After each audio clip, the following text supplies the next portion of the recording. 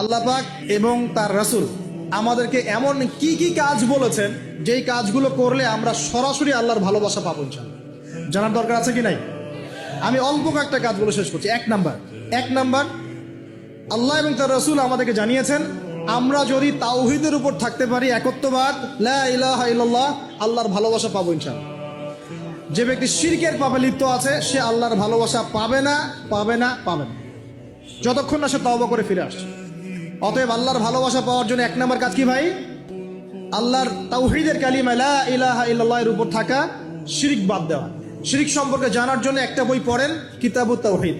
কি নাম বললাম? কিতাবুত তাওহীদ। একটাই পড়েন, দেখবেন ইনশাআল্লাহ শিরক কাকে বলে, কত প্রকার, কি কোন কোন কাজ করলে শিরক হয় সব জানতে পারবেন ইনশাআল্লাহ। এই বইটা একটু কঠিন, এই বইটার ব্যাখ্যা বের হয়েছে, ব্যাখ্যা যুক্ত বই কিনবেন এবং যেগুলো বুঝবেন না ওলামায়ে কেরামকে জিজ্ঞাসা করবেন, কারণ সবগুলো কিন্তু বুঝতে পারবেন।